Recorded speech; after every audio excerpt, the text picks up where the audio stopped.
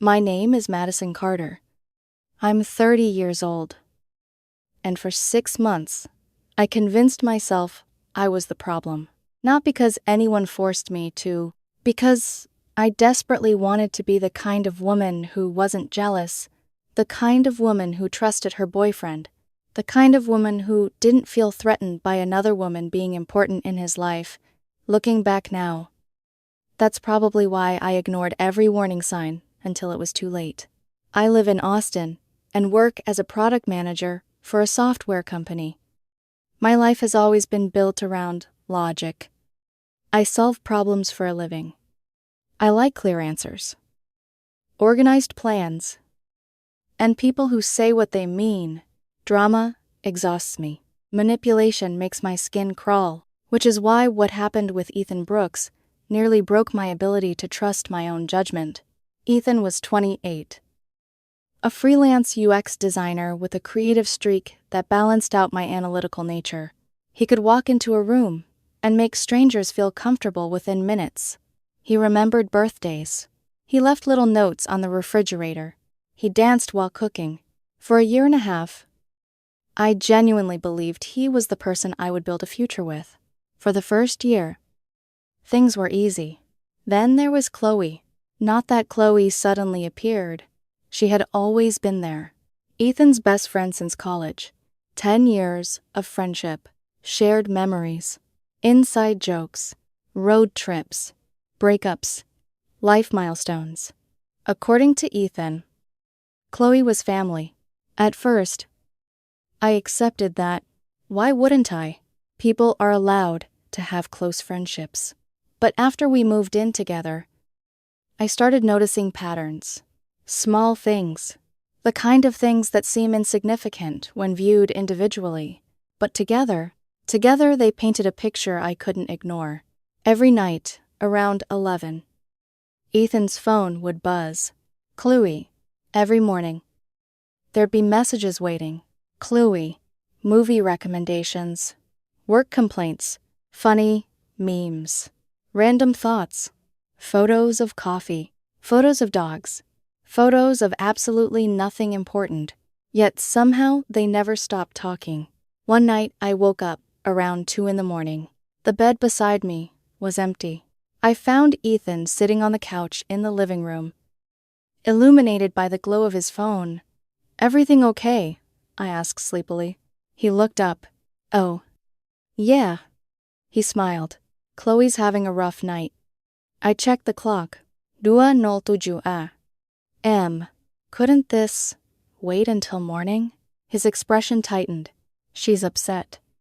That was the end of the conversation. I went back to bed feeling guilty for even asking. Over the next few months, Chloe somehow became an invisible third person in our relationship. Whenever Ethan and I had a great weekend together, Chloe suddenly needed him. Whenever we discussed future plans, Chloe experienced a crisis. Whenever Ethan and I disagreed about something, Chloe somehow heard about it immediately. And after talking to her, Ethan always came back different. Colder, more distant, more critical. At first, I blamed stress, then work, then myself. Maybe I wasn't communicating well. Maybe I wasn't supportive enough. Maybe I really was being insecure. One evening while making dinner, I finally brought it up, carefully, gently, like someone handling a live grenade. "Do you ever think Chloe is a little involved in our relationship?" The reaction was immediate. Ethan looked at me as though I'd accused his grandmother of bank robbery. "What does that mean?" I stirred pasta sauce and kept my voice calm. "It just feels like she has opinions about us all the time." "She's my best friend." "I know. Then why are we having this conversation?" "Because I feel like she's always evaluating me. Because she somehow knows things about me I've never told her. Because every time we're happy, she appears. Because my instincts are screaming that something isn't right. But I didn't say any of that. Instead, I sighed. Forget it. You've been weird about Chloe lately. There it was, the insecurity accusation. The one I'd spent months fearing. I'm not weird about Chloe. Then, stop acting threatened by her. Threatened. That word lingered long after the conversation ended, because the truth was I wasn't threatened by Chloe. I was disturbed by her. There was a difference. The next few weeks became worse. Not because Chloe did anything obvious, because she was smart. Everything she said sounded reasonable, concerned, supportive, helpful. That's what made it dangerous. One Saturday, Ethan came home from coffee with Chloe. He dropped his keys onto the counter. Chloe thinks you're under too much stress. I blinked. What? He shrugged. She noticed you've seemed distant. How would Chloe know whether I'm stressed? She's observant. I laughed. A short, humorless laugh. Apparently, the comments kept coming. Chloe thought I worked too much. Chloe thought I struggled with vulnerability. Chloe thought I avoided emotional conversations. Chloe thought I needed therapy. Chloe thought I wasn't fully present. Every criticism arrived, wrapped in concern. Every concern somehow became Ethan's opinion. I started keeping mental notes. Not because I was paranoid, because patterns matter. And the pattern was becoming impossible to ignore. 3 weeks later, everything finally exploded. The argument itself was stupid. One of those relationship disagreements nobody remembers afterward. Plans with friends. Scheduling. Communication. Normal couple stuff. Ethan became upset. Shut down. Then disappeared into his office. I gave him space. Went to the gym. Picked up groceries. Made dinner. Tried to reset the evening. When I got home, I heard his voice through the bedroom door. Low. Frustrated. Emotional. I didn't mean to eavesdrop, but I heard enough. She doesn't get it. Pause. Another voice through speakerphone. Too faint to hear. Then, Ethan again. Sometimes she makes me feel crazy. My stomach dropped. I already knew who was on the other end. An hour later, he emerged from the bedroom. Something had changed. I could see it immediately. The same way you can sense a storm before the first drop of rain falls. He stood in the kitchen doorway, watching me, studying me, like he'd already made a decision. Then he spoke, and those words would change everything. Chloe thinks you're not really good for me. I froze. The wooden spoon slipped slightly in my hand. The sauce bubbled quietly behind me. And, he continued softly, I'm starting to think she's right. For a moment, I honestly thought I had misheard him. The kitchen suddenly felt too small, too quiet. The smell of garlic and tomato sauce that had filled the apartment moments earlier now made me nauseous. I stared at Ethan. He stared back. Neither of us moved. Finally, I found my voice. What did you just say?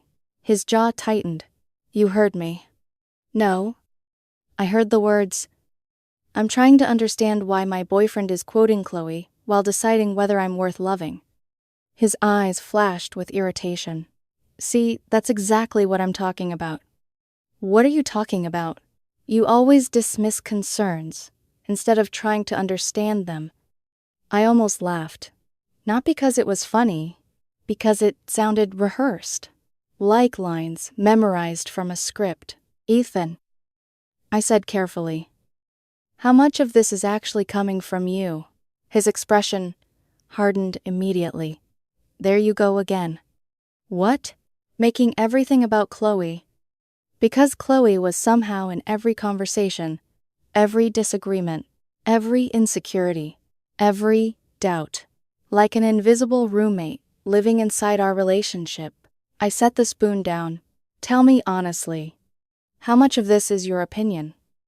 And how much of it is hers? The silence that followed told me everything.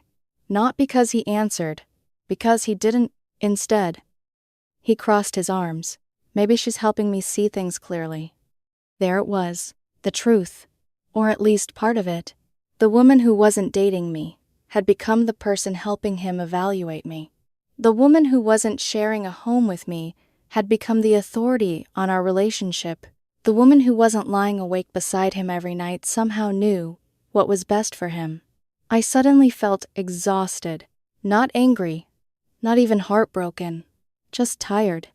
The kind of tired that settles into your bones when you've been fighting a battle for months without realizing it. If that's how you feel, I said quietly, then I don't know what else there is to say. For the first time, Ethan looked surprised. What? What do you want me to do? I asked. Beg, argue. Convince you that your best friend doesn't know me better than I know myself. His confidence wavered, just slightly, but I saw it. The uncertainty, the disappointment, almost as if he expected me to fight harder. Instead, I turned off the stove. Dinner sat unfinished. The conversation sat unfinished. And maybe our relationship did too. A few minutes later, Ethan grabbed his keys. Where are you going? He hesitated, then answered, to talk to Chloe. The words hit harder than they should have. Not because he was seeing another woman, because he was choosing her opinion over mine. Again, it was almost 10 o'clock, and instead of talking through our problems together, he was driving across town to discuss our relationship with Chloe.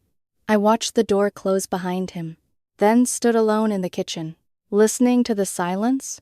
At 1:15 a.m. My phone buzzed. A text message. Staying at Chloe's tonight. Need some space. That was all. No apology. No explanation. No reassurance. Just a statement. I sat in darkness, staring at the screen for nearly 20 minutes. Something deep inside me quietly broke. The next morning, Ethan returned. He looked exhausted. His eyes were red, like he'd spent the entire night talking, or crying, or both. Without a word, he began pulling clothes from the closet. I stood in the doorway, watching, waiting. Finally, he stopped folding a shirt. I think we should break up. There it was. The final blow. Strangely, I wasn't shocked. Maybe because the breakup had started months earlier.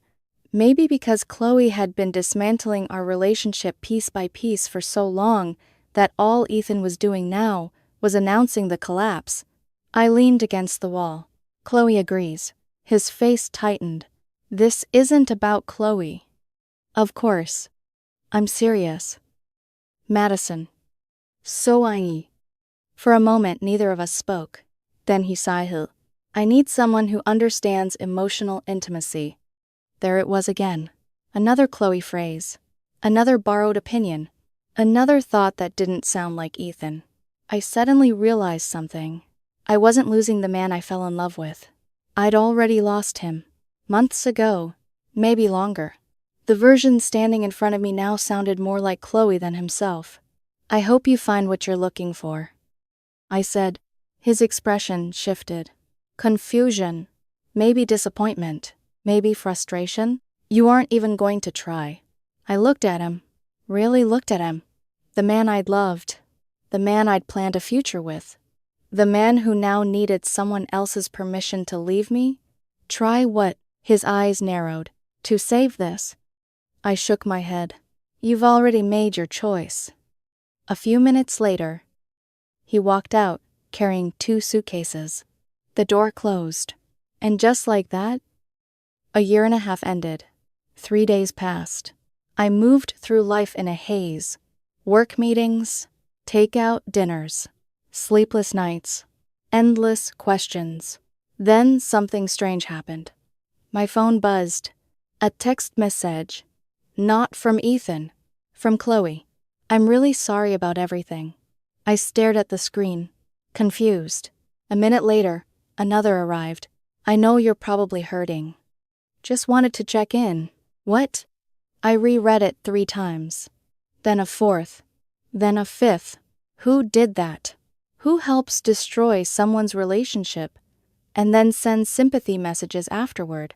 I didn't respond. The next day, another message arrived. Hope you're taking care of yourself. The day after that, I know things are difficult right now. Every day, without fail, always polite. always concerned, always strangely personal. The behavior made no sense. If Chloe wanted Ethan, she'd won. If she hated me, she'd disappear. If she felt guilty, she'd avoid me. Instead, she seemed obsessed with whether I was okay. A week after the breakup, I met my friend Sarah for drinks. She listened quietly while I explained everything: the breakup, the messages, the weirdness, the constant concern. When I finished, Sarah sat staring into her wine glass. What I asked? She looked uncomfortable. "You're going to think I'm crazy. Try me." Sarah exhaled slowly. "Are you absolutely sure Chloe was interested in Ethan?" I blinked. "What? I'm serious." "Of course she was." "Was she?" I frowned. Sarah leaned forward. "Think about it. I already hated where this was going. She spends all her time analyzing you. So, she remembers details about you. Because Ethan talks. Madison. She checks on you every single day." I opened my mouth, then closed it, because suddenly I wasn't sure anymore. Sarah continued, "Maybe she's just overly attached to him." My stomach tightened. I remembered dozens of moments. Comment? Question. Observations. All focused on me. Not him. Me. No. But even I could hear the uncertainty in my voice. Sarah gave me a look. "You're lying." Maybe I was, because once the possibility entered my mind, memories started rearranging themselves, like puzzle pieces finding new positions. A photo Ethan once posted of me cooking, Chloe commenting that I looked beautiful, a group conversation where she'd remembered details I'd mentioned months earlier, the strange way she'd always seemed fascinated by my habits, my work, my routines, my personality. I suddenly felt cold. "No." Sarah frowned. "What? That's impossible." "Maybe." But neither of us sounded convinced.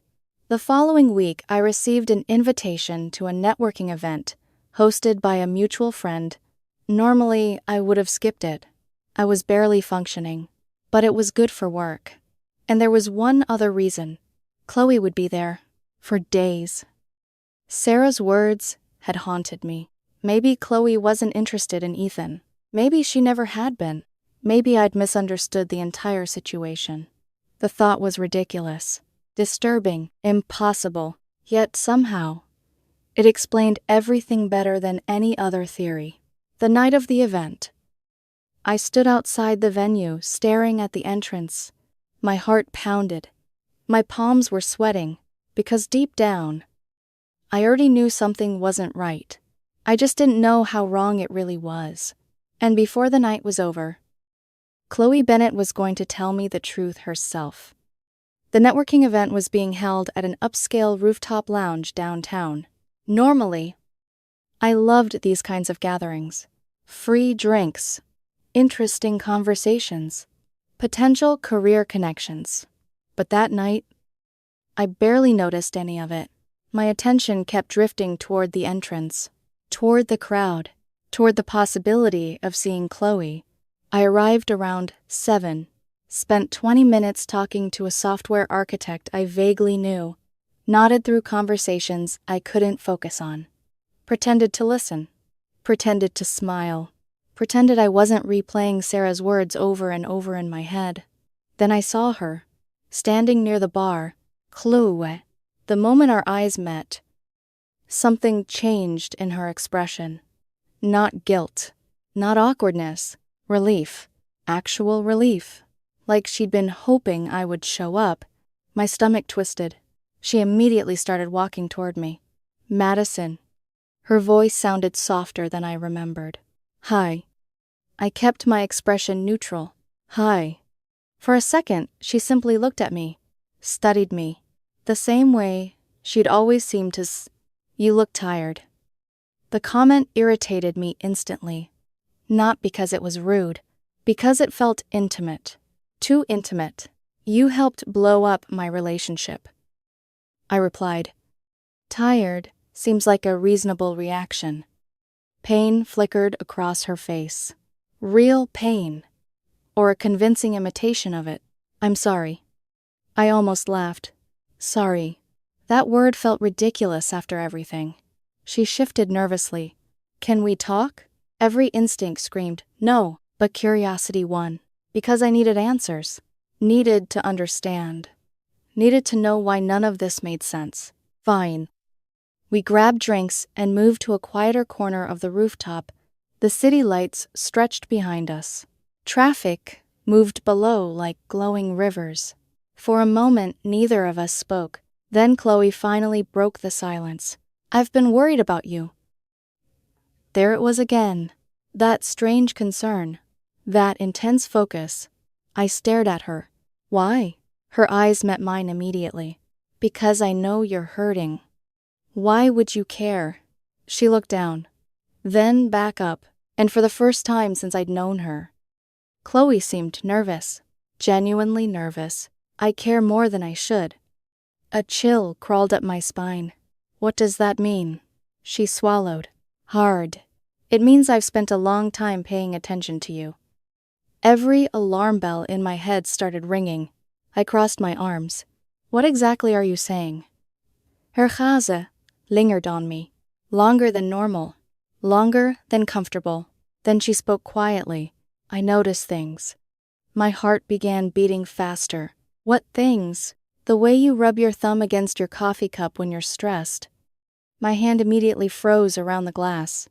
She continued. The way you stare out windows when you're thinking. A pause. The way you always pretend you're okay before anyone else. I felt the blood drain from my face.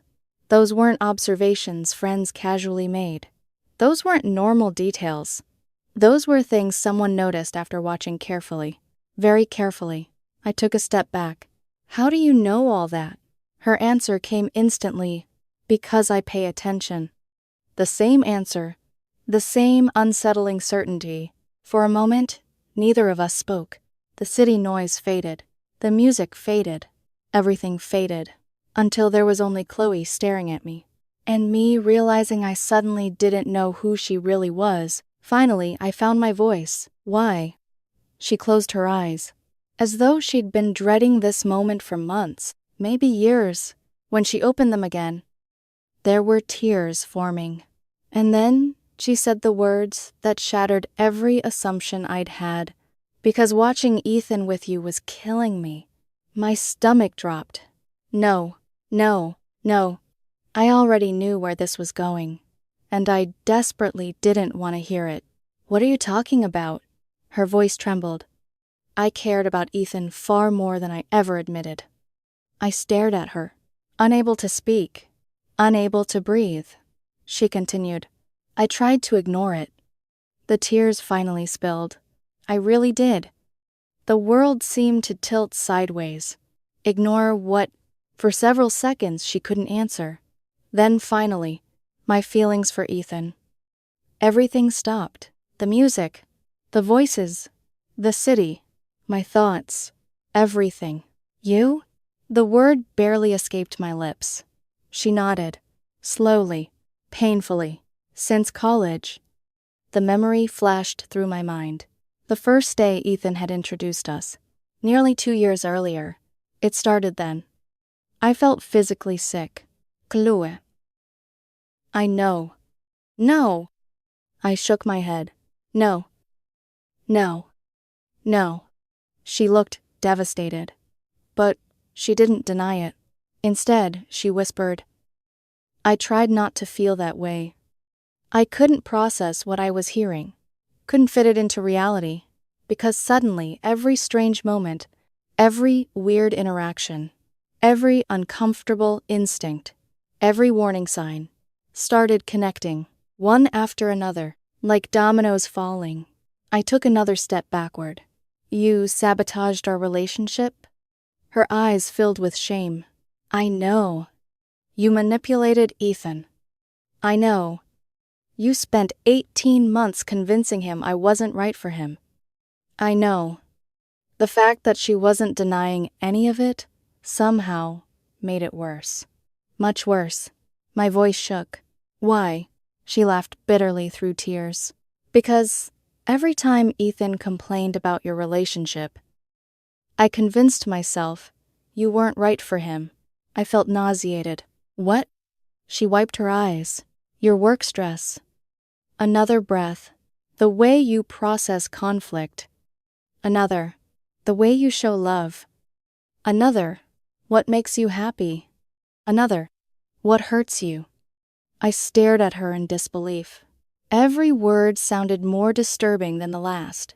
She wasn't describing a crush. She was describing an obsession. Fixation. A project. Something deeply unhealthy. You used him. Her face crumpled. I never wanted to. But you did. She nodded. A tiny, miserable nod. I know. I couldn't believe what I was hearing. The woman Ethan trusted most, the woman he defended over and over, had been using him, using our relationship, using every private conversation as a way to study me, to learn me, to understand me. A wave of anger surged through me.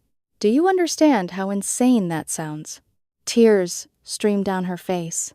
Every day. You destroyed 2 people's lives. I know. Why?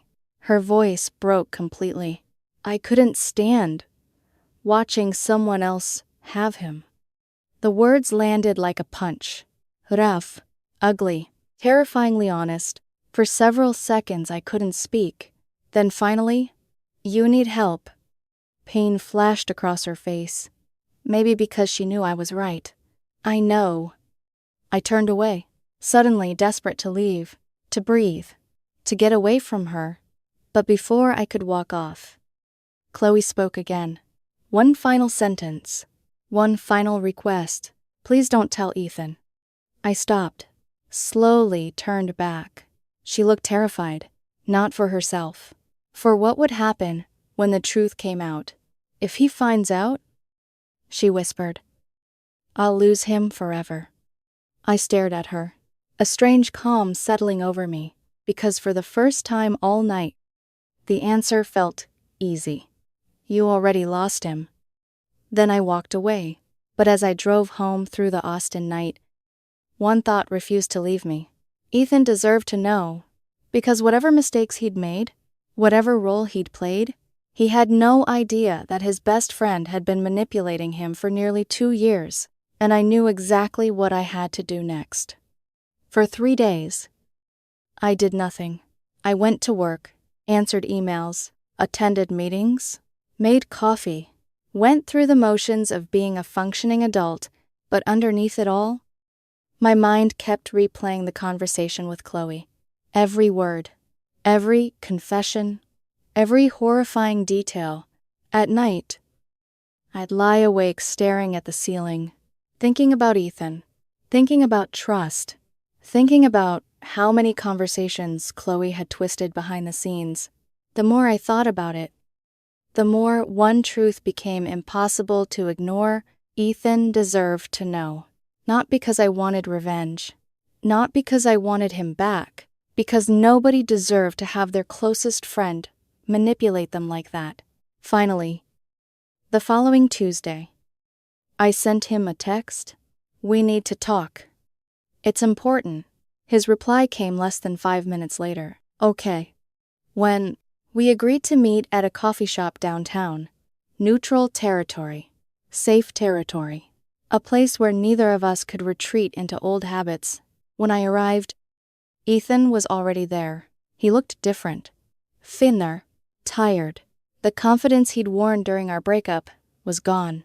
When he saw me, he stood. For a second, I thought he might hug me. Instead, he awkwardly shoved his hands into his pockets. Hey. Visalt. An uncomfortable silence settled between us. Finally, I took a breath.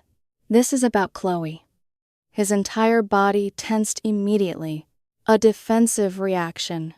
Instinctive. Predictable. What about her? I looked directly into his eyes. You need to listen to everything before you respond. His expression darkened. Madison, just listen. Reluctantly, he nodded. So I told him everything. The networking event, the conversation, the confession, the manipulation, the obsession, the truth. At first, he simply stared at me. Then he laughed. A short, disbelieving laugh. No. It's true. No. His voice grew sharper. That's insane. I know. Chloe would never. She did. You're angry about the breakup. I felt disappointment settle heavily inside me. Not surprise. Just disappointment. Because even now, he trusted Chloe more than me. Exactly the way he always had. I slid my phone across the table. On the screen were screenshots. Message. Confessions. Texts Chloe had sent after the networking event. His eyes moved slowly across them. The color drained from his face. Then he looked up. For the first time, uncertainty appeared. What the hell? I told you. A long silence followed. Finally, he whispered. I need to hear it from her. Then call her. He hesitated, then pulled out his phone. The call connected almost immediately. Of course it did. Chloe always answered Ethan. Hey, she said cheerfully. The sound of her voice made my stomach turn. Where are you? Ethan asked. There was a pause. Working from a coffee shop. Can you come downtown? Another pause. Why? His jaw tightened. Please. Something in his voice must have alarmed her, because 20 minutes later, she walked through the doors. The moment she saw both of us sitting together, she froze. All color disappeared from her face. For a second, nobody moved. Then Ethan stood. Sit down. His voice was cold, colder than I'd ever heard. Chloe slowly lowered herself into the chair. Her eyes darted toward me, then back to Ethan. The panic was obvious. What's going on? Ethan stared at her. Tell me. Her lips parted. What? Tell me what you told Madison. Silence. The longest silence I had ever experienced. Then Chloe looked down, and I knew she wasn't going to deny it, because she couldn't. Finally, she whispered, Ethan. His voice cracked. Tell me.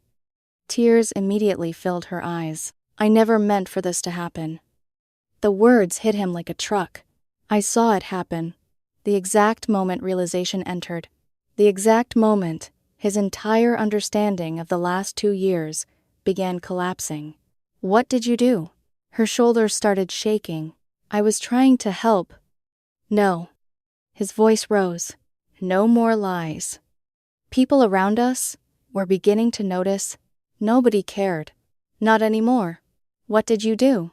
Chloe finally looked at him and said the words herself. I was in love with Ethan. The devastation on Ethan's face was immediate, absolute, total, complete. He looked physically ill. What? I tried to ignore it.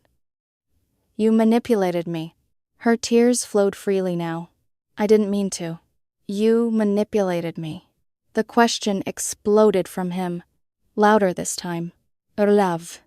Broken. She couldn't answer, because the answer was obvious. Yes, she had, for nearly 2 years. He pushed back from the table, running both hands through his hair. Oh my God. The words barely escaped. He looked at me, then at her, then back at me. Everything was unraveling in real time. Finally, he turned toward Chloe. Every conversation. She closed her eyes. Ethan. Every conversation. Athene nodded. His face crumpled. The betrayal was enormous. His best friend, 10 years, gone. Just like that. You used me. I never wanted to hurt you. You used me. His voice broke. I trusted you.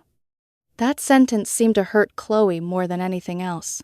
Because it was true. She had weaponized trust, used friendship as camouflage, used loyalty as access, used concern as manipulation. For nearly 2 years. Finally, Ethan asked the question neither of us really wanted answered. When did it start? Chloe swallowed. Long before Madison came into our lives. The answer shattered whatever remained. A broken laugh escaped Ethan. Unbelievable. Then he looked at me. The guilt in his eyes was overwhelming. Madison. I already knew what was coming. The apology, the regret, the second chance. And honestly, that made me sad more than anything. Because a year earlier, I would have wanted it desperately. Now, I didn't. Not anymore. After Chloe left, Ethan and I sat together for nearly an hour, mostly in silence. Eventually, he looked at me. I'm sorry. I nodded. I know. No, you don't. His eyes filled. I chose her over you. There it was, the real wound, not Chloe, not the manipulation, the choice. Again and again, he had chosen her. I should have listened. Yes. The answer wasn't cruel, just honest. He lowered his head. I ruined everything. I stared out the window, watching traffic move past. You didn't ruin everything. His eyes lifted hopefully. Then I finished. You ruined us. The hope vanished, and that was the truth. Because Chloe had manipulated him, but she hadn't controlled him. The doubts had been his. The decisions had been his. The breakup had been his. Eventually we stood, walked outside, and said goodbye. For real this time. 2 weeks later, Chloe accepted a job in Denver and moved away. Neither Ethan nor I spoke to her again. From what I heard, she started therapy shortly after leaving Austin. Honestly, I hoped she stayed with it, because what she'd done wasn't normal, and until she understood that, she'd keep hurting people. As for Ethan, he started therapy too. We exchanged a few texts over the following months. Nothing romantic, nothing emotional. Just two people trying to heal from the same disaster, but there was no reconciliation. Some bridges can't be rebuilt, no matter how much regret exists on the other side. 6 months later, my apartment looked completely different. New furniture, new artwork, new memories. The vanilla candles Ethan loved were gone, replaced by cedarwood and sandalwood. The kitchen belonged entirely to me. So did the future. Around that same time, I met someone new, Daniel Harper, 32, data analyst, funny, direct, comfortably honest. We met at a climbing gym. Our first conversation lasted nearly 2 hours. Our second date lasted 4. On our third date, I told him everything, the entire bizarre story. When I finished, Daniel stared at me for a moment, then shook his head. That's one of the wildest things I've ever heard. I laughed. So you're running away? Not a chance. His smile widened. I'm way too curious now. For the first time in a very long time, laughing felt easy, natural, safe. And that's when I realized something. I was okay. Actually, okay. Not pretending, not surviving, living. Sometimes I still think about Chloe. I wonder whether she truly understands what she destroyed, whether she recognizes how deeply she violated two people's trust, whether she's finally learning healthier ways to deal with her feelings. But most days, I don't think about her at all. What I learned from everything is surprisingly simple. Trust your instincts. If something feels wrong, don't automatically assume you're insecure. Sometimes you're noticing something real. Sometimes your discomfort is information. And sometimes the biggest danger isn't the person you think you're competing with. It's the person quietly standing beside you, pretending to be your friend. Last month, Ethan left me a voicemail. He said he understood why we couldn't be together. He said he'd spent months thinking about his choices. He said he hoped I'd found happiness. I never called back. Not because I hated him. I didn't. I genuinely wished him well. But some chapters belong in the past, and mine was already moving forward. These days, my apartment smells like cedar wood. I run on weekends. I sleep peacefully. And Daniel still makes me laugh until my stomach hurts. For a long time, I thought I was fighting another woman for my boyfriend. Turns out I was the person they were both fighting over. The difference is that I never asked to be. I'm not a prize. I'm not a trophy. I'm not someone's obsession. I'm just a woman who survived a complicated betrayal, learned to trust herself again, and finally found peace on the other side.